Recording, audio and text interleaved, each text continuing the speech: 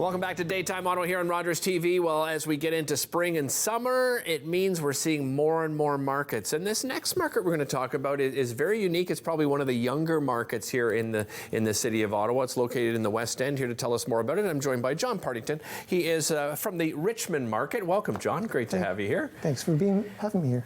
John, as I said, it's one of the younger markets in the Ottawa region. Tell me a little bit about the history behind the market.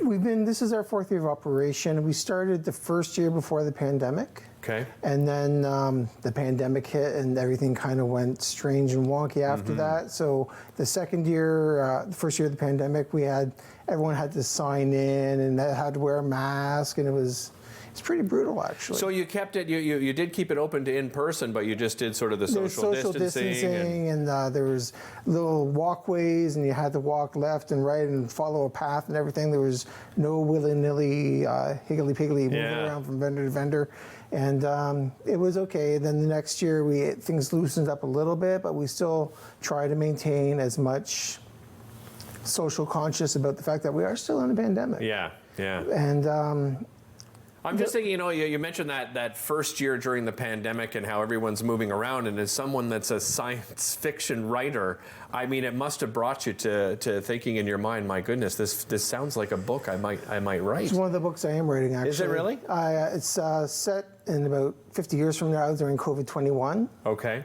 98% of the world's population is wiped out, and it's mostly about my experiences in the war I fought in 96, 97.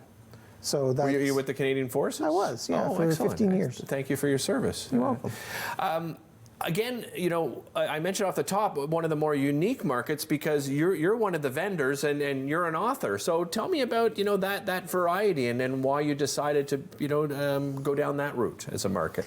Well, with the market, the first year I kind of applied to sell my books. Okay. And that's as a vendor, no interest in being part of the market at all. But I don't like to do nothing. You see, I'm even fidgeting with my hands here. You and me both. Yeah. So I had my booth set up, and then I went up to the market coordinator. So is there anything I could do to help? Because the market opens up in half an hour, and not everyone's set up. So she had me start putting out the pickets for the route people are supposed to walk around. Okay. And then the next year I applied to be a vendor again, and it's like I've set my booth up, so can I help? So now I'm at the point where I'm a volunteer with the market as well as being a vendor. Excellent. And I just like helping people. Very diverse. Obviously, you have a lot of different, but it's a vetted market, right? Tell me about that. So vendors apply to be part of the market. That's fairly typical of every market in the area. Okay. But we don't take everybody that applies. If we have two candle makers on the same day, we're not going to take in another 2 or 3 candle makers. And so you usually only find 1 or 2 of every type of vendor on any given market. Right. Just because if you do sell candles, though, I'm picking on candles. That's we can talk soaps and spices. Yeah, I mean, it doesn't matter what it is. But whatever it is, if you don't get in for the day you want, the coordinator will suggest another day where there are not people of that mercantile there. Okay. So that we get the best possible spread of people. The only difference being food, because everyone likes food at the market. Of course. So you touched on, sorry, John, I was going to say, you touched on some of the vendors. Can you give me examples of some of the other products? And we'd see. We had last market, April 1st was our season opener. We had a wood turner who did all sorts of really neat things on a lathe. We had money candles, which is candles. Yeah. But what she does is she puts money in them. Really? In tin foil, and you light the candle, and when the candle burns down, you get a prize. Could be $1, could be $500.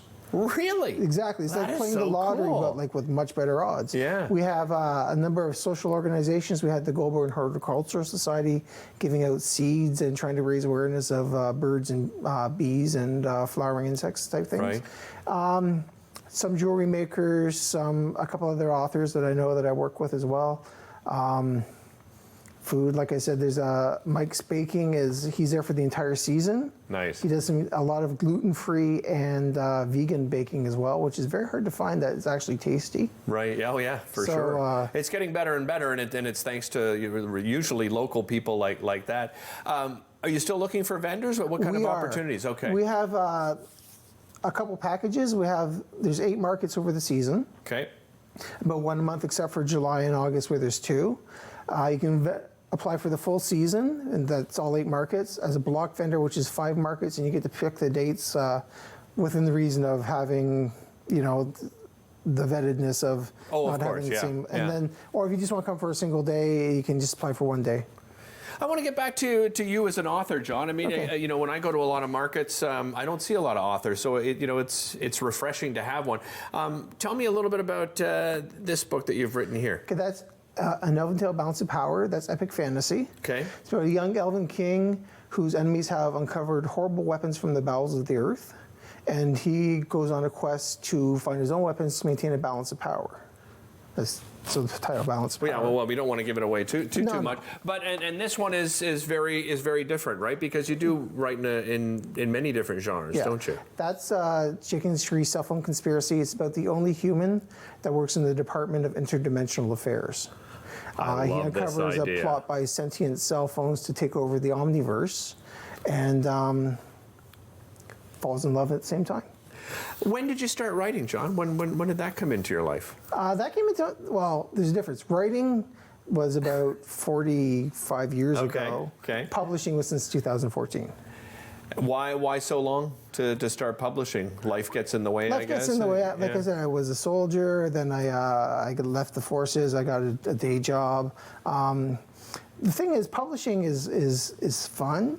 For me, it's a side hustle. I do it for Okay. fun. Okay. I'm extremely successful because I base my success on happiness, not on how much money I Good make. for you. I love it. I love it. Remind everybody at home when the markets take place out there in Richmond.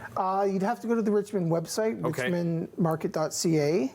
The next one is the 27th of this month, and then they're usually at, there's none on a long weekend. That's all I can remember Okay. off the top of the head.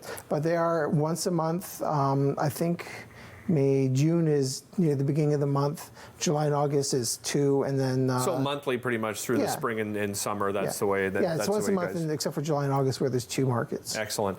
John, thanks again for joining us, and thanks again for your service. Really appreciate you joining us here today. Again, richmondmarket.ca to find out the entire schedule. We'll be right back after this.